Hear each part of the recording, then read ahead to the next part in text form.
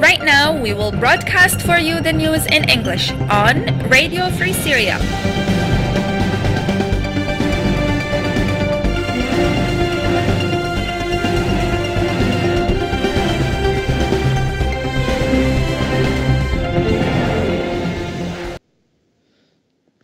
Welcome to our news hour in English. I am MarwanKADRO and I will be with you during this news hour from Radio Free Syria. We'll start with the headlines.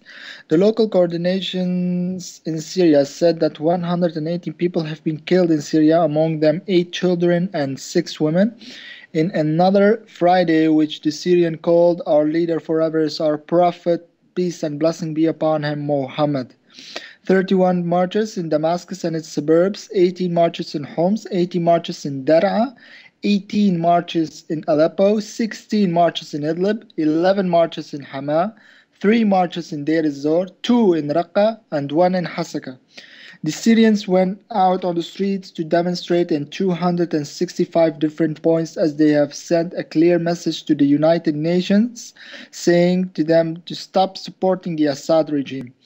58 demonstrations went out in Deir ez-Zor. In Hama, 49 demonstrations. In Aleppo, there were 43 demonstrations.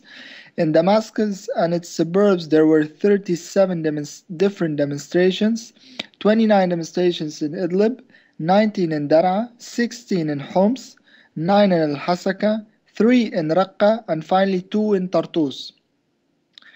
The LCC documented 61 points of shelling. 20 different locations were shelled by warplanes, 7 different locations were shelled by cluster bombs. TNT barrels were dropped in 5 different locations, and 3 locations where phosphorus bombs were used. As for the battles between the Free Syrian Army and the Assad forces in 190 different locations across Syria, which resulted in the liberation of more than 300 prisoners in Idlib. The Free Syrian Army managed also to hit the intelligence service building that is on the way between Aleppo and Al-Raqqa, as they have stopped a column there who was on his way to Idlib.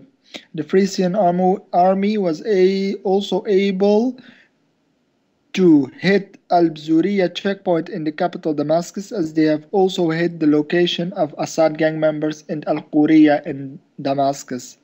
We will start with Damascus and its suburbs.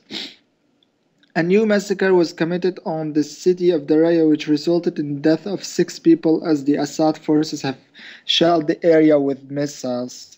More columns were on their way to Daraya as the Assad forces is trying to enter the city without any success until now.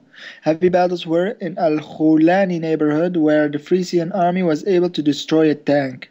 Heavy battles were also on the main way of Daraya, the Marchers' Way, as the Free Syrian Army was able to stop the Assad forces there. Moreover, heavy battles between the Free Syrian Army and the Assad forces in Al-Milayha city near the air defense building. Heavy battles were also in several areas of Damascus suburbs. The city of Mu'addamit al-Sham was also a place where heavy battles were fought between the Free Syrian Army and the Assad forces. Moving to Homs, heavy shelling on the neighborhood of Jobar and Al-Sultaniya, which forces the civilians there to leave their homes and to hide in caves with no food. Heavy shelling at night on the city of Al-Hula from the surrounded villages who are pro-Assad and Alawites. Meanwhile, a big explosion have been heard in the city of Al-Qusayr. A new massacre have been committed in Al-Basatin, where a family have been killed with knives. After that, they have burned the bodies of the family on the hand of the Assad gang members. Moving to the southern area of Syria, and particularly to Dar'a, heavy shelling on the village of Sahm al-Jolan using mortars and tanks, as more than 10 mortars have been dropped on the village. Meanwhile, the Battle of Busr al-Harir is still going on between the Free Syrian Army and the Assad forces, as 6 soldiers have defected along with an officer. In Idlib, heavy shelling on the city of Ma'arat Masrin from the village of Al-Fuwa Foua, which is a pro-Assad village. Heavy shelling using rocket launchers and heavy artillery on the city of Ma'arat Noman. Also heavy bombardments on the city of Sarmin, as more than 10 missiles have been dropped from Al-Qarmid military base. Meanwhile, activists said that the Free Syrian Army was able to liberate the local prison of Idlib, as they were also able to liberate all the prisoners there. The more than 300 prisoners were liberated. In Jisr al-Shughur, the people have found a way to make bread that is badly needed for far away from the shelling and the battles between the Free Syrian Army and the Assad forces. Moving to Aleppo, several missiles have been dropped on the neighborhood of Masak and Hanano. Meanwhile, renewed shelling on Qadi Askar as the Free Syrian Army was able to hit Al-Nayrab military airport. In Hama, heavy shelling using phosphorus bombs on the village of Karnaz and Kafr Buda, which resulted in several injuries among civilians. Heavy shelling also on the village of Kafr Zeta.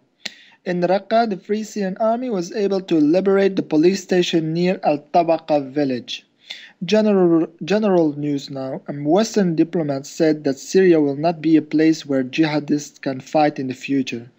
He added that the Jubhat al-Nusra front has no more than 2,000 soldiers fighting on the ground, as they are not able to control Syria with such an amount of people.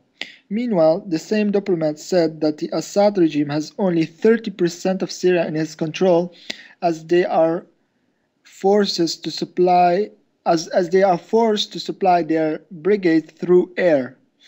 The Assad regime has not any practice control of Syria, in exception of Damascus, Homs and Dar'a, and these cities will fall if the surrounded bases they wouldn't get any support.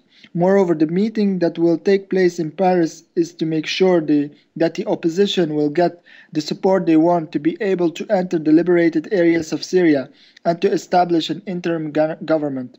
The meeting of Paris, where more than 50 countries will participate, is to make sure the opposition will receive a training in controlling Syria. Meanwhile, the French Foreign Minister Fabius said that he is not optimistic on finding a solution for Syria in the near future. Fabius added, the international meetings on Syria didn't succeed. We want a Syria where minorities are respected, and until now this is something far away.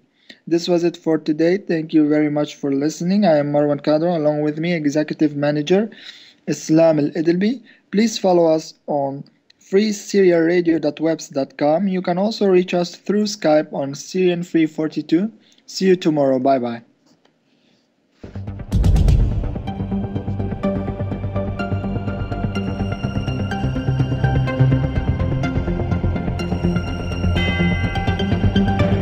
Right now, we will broadcast for you the news in English on Radio Free Syria.